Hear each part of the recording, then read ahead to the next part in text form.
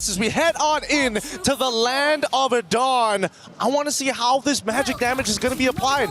Both sides have interesting ways of applying it, but Vitality, they need to accelerate, they need to close the game off with a snowball. I don't see any other way, and LaFell broke it down real nicely. Their scaling isn't as good, but at the same time, it's all magic from Na'Vi. I agree. I mean, they do have the Hanzo, right? So if they do make it to the late game, yes, scaling is on their side, but also they'll also have much more to play with, not just pure Harry Potter. Is that what he called it? Harry Potter. Harry Potter draft. All right. Bargain Hunter on both mid and gold. Rain and Rian, again, even though they're scaling, they want to try to make it a bit quicker, you know, trying to get those very pricey items quick.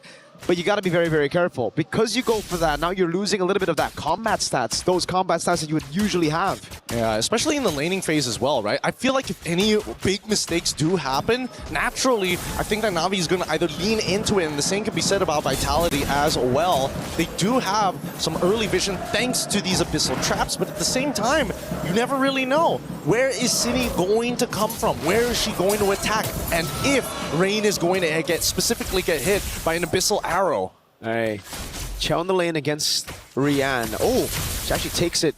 The BMI. Vivo's gonna walk up now, trying to go for the damage. Oh, the Purify out, the Fracture as well. Vivo's gonna get taken very low. No punish right now. It's just the Purify out. A bait on the battle spell. And now, secondary attack. Cine looking for an angle on the opposite side. The Abyssal arrow does not connect, but they're holding each other hostage here, and yet nobody wants to truly fully commit. Oh, that could have been really good. They already got the Purify out, but Rian's a bit too aware for that, knows that this mid lane's been missing for a bit too long, and that means it's full prio for Na'Vi. Rain and Keishi on the turtle already. Now as Vitality try to look for an entrance into this turtle pit. And look at Mirai, ever vigilant, making sure that this Nolan has to go hard. Fumiko not at level 4 as they're about to begin this fight. Great taunt right now as Keishi jumps in with the Pinnacle Ninja. It's going to be the all-in. Oh! Goes in, but Fumiko's the one to take it as Vivo gets away. AOG already as Vivian is able to escape, but not Ayanami picks up first blood. So it's a turtle traded for a kill, and both XPs are the ones on the board. That's a good taunt right now onto Fumiko and immobilization as well that forces the Throne of Ruin. It's already out now. Ooh, Zini unfortunately does not connect with the Abyssal arrow as they go back to neutral states. Really surprised that out of everybody, it was Fumiko who actually gets it, and now a dive on the bottom side. A cancel straight up on the Blazing Duet. Not going to be a kill, Cine. Just a bit of poke onto Mirai, and we're back to level. But Na'Vi are in the lead for now. Look at Vivo. Spawns up, goes straight, booking it into enemy purple buff. That's Grant that purple, Leo. Oh yeah, they've gotten it. They've gotten it successfully. They've got the stars for it. As not to mention, they go back to where they need to be. And I love this from the side of Vitality. They are making sure they are covering and not wasting too much time taking camps that they don't need to. They gotta be proactive because that's what their composition needs to do. So now it's back to the slow game. Keishi just trying to read out Cine. Has a good read on her. But remember, damage. Oh my god, Cine gets an Abyssal Arrow on Rain. Forces the flicker. And it's also an aggressive flicker from Cine. My god. Honestly, was pretty close. I think, you know, if that second half of the leap connected in a single auto attack, I think that should have been more than enough. But still, they still get it again. They've got the battle spells, and with that 100-second cooldown, they can look to maybe try and connect another arrow, ideally. But even for looking at the other people who actually needs that snowball, Vival in particular has yet to find that one kill to accelerate her in this game. Oh, good take by Rian there. Takes it away, and yeah. If it's not just the arrow, right? If you already have the flicker burnt out, now it's that dash skill of yours. Once you use that jetpack, it's Vivo's turn and Fumiko to hold you down for a Wrath of the Dryad combo. You got major AoE skills here with a flicker. Yeah, let's keep an eye on this for now, as both sides are looking to go. Flicker is about to come back up for Vival as they proxy that bottom side and even force out the Salmon Force. Yeah, they just burst it straight out right now as Keishi jumps in onto Vival. That's going to be the AOG to follow it up, but Vival's going to be able to escape right now as Mirai is caught with no AOG and pops in to revitalize Vivian. Same predicament. It's both the roamers just falling here. Vival picks up the kill, and onto the side, I believe it was Rian. This was an interesting sequence because both sides had two separate ideas. The arrow connects to Throne of Ruin. That's what we're talking about. The flicker as well. Not even like close to.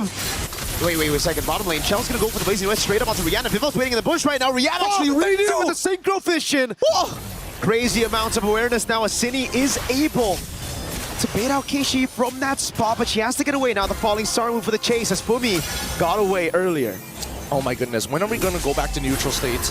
I don't think we're not even done. We'll never do that. We'll never go back to neutral. we're still in the scrimmage here. Keishi. They are still fighting each other. Whoa, Fumi Echo wants to stick on Keishi with no Pinnacle Ninja. Okay, very bold, but now proxying the wave knowing that Keishi is there. God.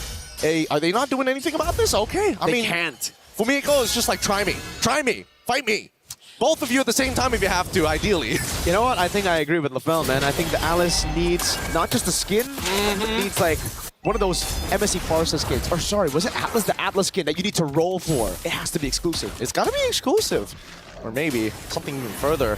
But that's only assuming that they win this entire tournament. Let's see, 30 seconds from now, Turtle is going to spawn, and I'm expecting Vitality, now that they've already, may even consider trying to go for a dive on towards bot side, but no. Purify is already up. Vivian still doesn't have her flicker up just yet. 22 more seconds. Rian just jumped in with a Chrono Dash. I believe Mirai spotted Vivo in the bush. Maybe not. It's an all-in with a Fracture as well, Rian. Good reactions, just Chrono Dashes out of it. No battle spell baited just yet, and it's a Fracture down for, I believe, 20 seconds. Cool, calm, and collected. They understand, hey, maybe the first initial attack, I can't really dodge it, but that ult, I gotta make sure I'm not getting hit by all three of those points. Now, however, that mid lane, you can see immediately, quick punish on towards Cini, keep her out of here. But that's the thing, right? I would have expected Beleric to show up in the mid lane more, just to be able to say, you know what? Concussive Blast it, clear that wave, we get first move. And look at how slow both of them are playing. This is what happens when you have two assassins, right? It's all about that bait and switch, but Vitality, they have a Selena together with a Nolan, which means they can blitz this Turtle. It's a Selena with a Seasoned Hunter, and that means 3 neutral objectives to Vitality, but only 2 to Vivo. Wait, it's actually only 1? Because I believe Cini got the last one, and Fumi got the first. Yep, and now working towards that bottom side, Mirai, they see what's going on here. Rian, she's already defended herself, and I've got to give it to Navi. Their defense has been impeccable. They've done their due diligence to keep Vitality in check. Yep, we're gonna all in onto Vivian. The traction close as well, but Vivian just walks out of it. All right, back to the neutral game. Now it's so much slower. Both XPs have already gone for a cut. Seems like setup for a big fight down below. And, I mean, all because of these scrimmages. Oh wait, the trap, the combo, it's good, but it's not going to kill just yet. I don't think she has enough items to go for the full one-shot, but it will force a recall, which is kind of good. This would mean that, as you can see, Vivian instantly already trying to man mark, looking for Keishi. Where are you? What's your status? And most importantly, where are you going to show up on the map? They got that map pressure. Vivo goes in. First passive strike, that's the second there. That doesn't land on Ayanami. Yeah, Ayanami is just going to be able to tank this up all day. No chance for them to burst her down. Maybe if she waited for that Melfic roar first, she would deal 10 more damage. Just a little bit more. I mean, let's pull up the item list to really see whether or not it would have been the difference maker. Because if there is a lot of armor, oh, actually, right? Honestly, that would have been it. That could have been it. But overall, it's still a dangerous game. Radiant armor already completed by Fumiko. Every single person who has radiant armor, it's going to be way harder to deal with. That was crazy.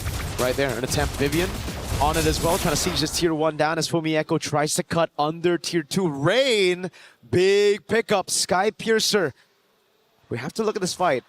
If it's an explosive fight where Rain can thrive and get a few of those kills in, that's going to be big coming into the 10th minute of the game. Well, talking about big, they're about to crack open mid-tier 1, which is so good. So good for Vitality. We're not too worried about not Ayanami, who's they're waiting really just to be able to reposition. As the rest of the team looking bot side, they're trying to make this gang happen, and Cini in trouble. Zaman Force already, Cini with the flicker out to the Unbreakable of Mirai. Zaman Force already baited out, but it's for the flicker. Now it's Vitality waiting for Vivo to get onto the purple buff first.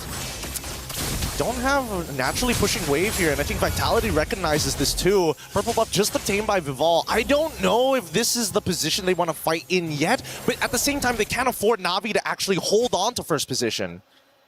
Wave mid is shoved in though, and Vivian wants to take an aggressive route into this Lord Pit. They're going to try to get that advantage on the side lane as well. Yeah. Sending Fumi Echo to cut under tier 2 up top. This is beautiful. This is beautiful macro coming up from the side of Vitality. The only way you're going to get Navi to forcefully move is if you start taking some prime positions. Yeah, sure, take the Lord, but if we're shoving out mid, what are you going to do? You can't afford to get flanked. And that's the Falling Star Moon, if I saw correctly.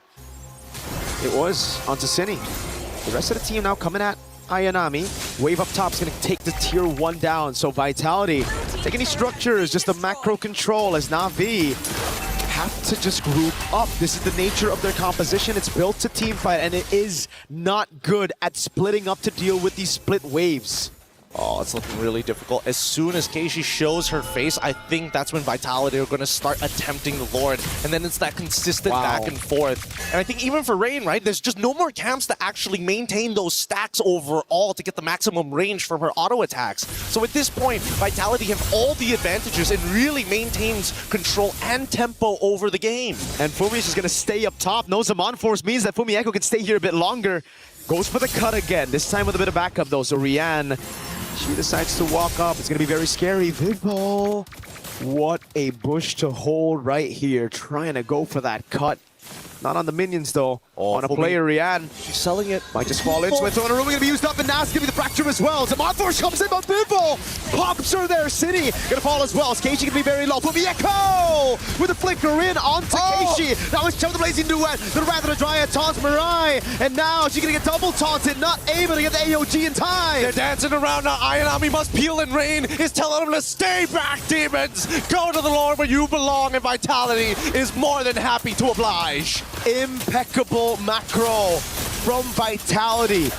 They play up top, they push it in, they bait out these resources slowly but surely, and they build upon those small wins. It's so good. And I love the fact that you don't even get to see this very often with some of the professional teams in the regular leagues. Vitality is so good at pushing and pulling, but also taking advantage of the space. You plant people when you take the space.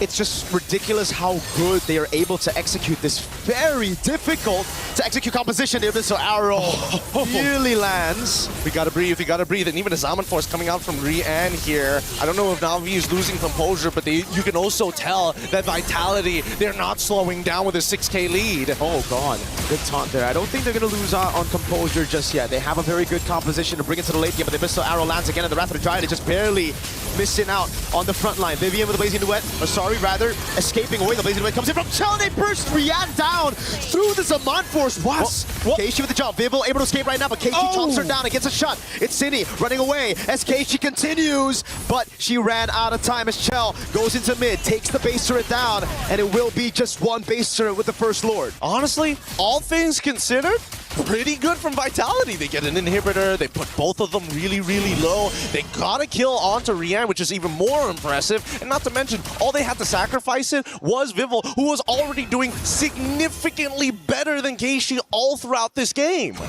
I know that Chell was ahead, but I didn't know it was by that much. I know Vivel was ahead, but I didn't know it was by that much as well. It's a 2,000 gold lead for the jungle and gold, and that's why they were able to just pop Rian straight up on the Harith. Well, let's also not forget about the supports here. We got to show some love over to Vivian. She's been playing a really strong game. I mean, so far, the fact that she already has like a 1.5K lead against another support is good enough because the stats that are coming out of her, it's just, what do you do? Half the time, Vivian can just stand in your face and absorb that damage for free, and it feels like you're hurting yourself more than anything else.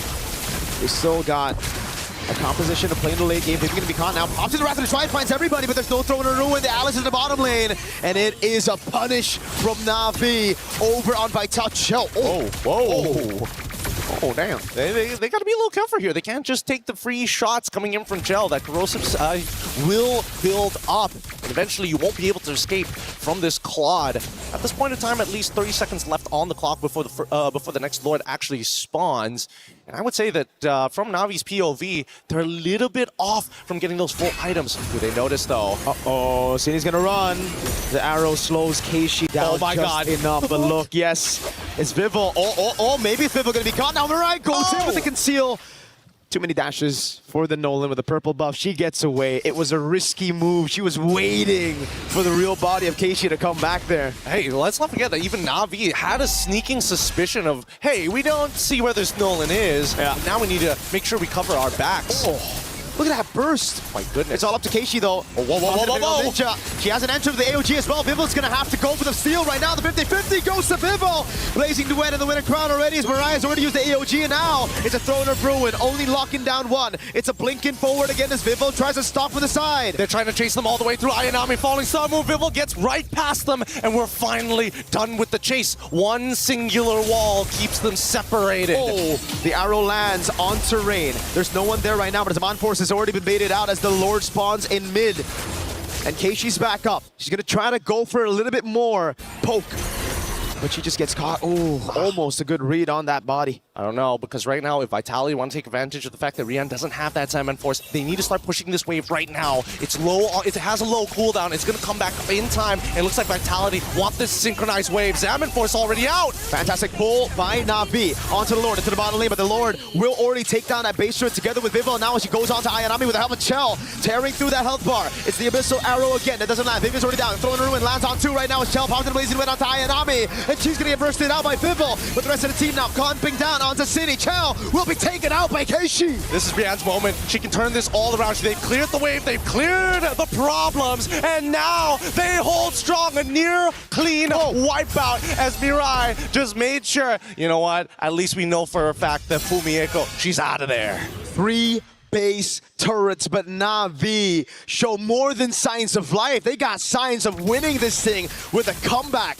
It's the scaling that we were talking about from the start, Gideon, that is now really showing. Rian's doing ridiculous damage. Rain as well, and especially with the help of the Crystal. Oh, they're bursting through Fumieko! They can do it. Forcing the winner crown. Marai's right there, but Fumieko has to burn the flick, which means she can't use it aggressively for the next 120 seconds. Oh man, the Lord is going to spawn, and Fumieko is still not going to have her flicker back up. Damai's repurchased here. What can you really do about this? They gotta breathe for a second, because as we see this game progress, I'm thinking of bad habits that they can exploit. And so far, I think that Vitality has really wrung out all the tricks in the book. I don't see any other mistakes being made by Navi, and their defense has been immaculate now that they've figured out the lines of attacks that we see consistently from Vitality. Divine Glaive pickup for, I don't know if it was Rian or Rain, but I saw Divine Glaive, and either way, that'll really help this Harry Potter composition. The magic damage, it only is a problem in the early parts and when your opponents snowball. Once you get into those crucial penetration items, don't matter how many defenses you got. Radiant plus Athena, they'll shred through it all. Yep, they just gotta make sure that they can survive. Biggest damage so far, and not to mention that at least a quarter of it is gonna be true damage on top of it all, thanks to that Starlium Scythe. It's going to be difficult to play, but at the same time, it's really risky to open up the map, unfortunately, for Navi. They kind of have to wait for Vitality to make that first move, but if they don't probe, nothing happens anyways, and they lose free objectives. Vitality still have the advantage, though, because of that base turret down below, right? It's going to be auto-slow pushing, which means they can continuously just reset the Lord and play it slow. The mid-wave as well is going to be crashing down, and they find the Abyssal Arrow on Mirai. Fumieko doing a good job zoning. Now Keishi pops in Pinnacle Ninjas. Fumieko's going to be caught, but has the blink away from the untargetable. But look at Vivol. Already hiding back in the spot. I'm pretty sure they saw at least the dash, and yes, they check it open. Winter Ground's already used, and they go in further. They split them up, and now Mirai with no AOG is going to be caught, but still, oh, with the fracture! They deal with immortality. Fumieko, in the midst of it all right now, has the Throne of Ruin, pops in with a crown. Keishi has to go away, but Vivil's going to be going in for the chase. City! Finds an Abyssal Arrow, lands it on Rain. Vivil's right there to capitalize. The base is exposed, and not Ayanami cannot deal with this. They're going to have to leave Kenshi by himself. Start proxying that mid-wave. Kenshi, can they do it? Keishi's going to try to clear out these waves. There's just too many members on her. She gets the unstoppable, but she's returned to her body, and we are at 1-1 in this best of 7 grand final.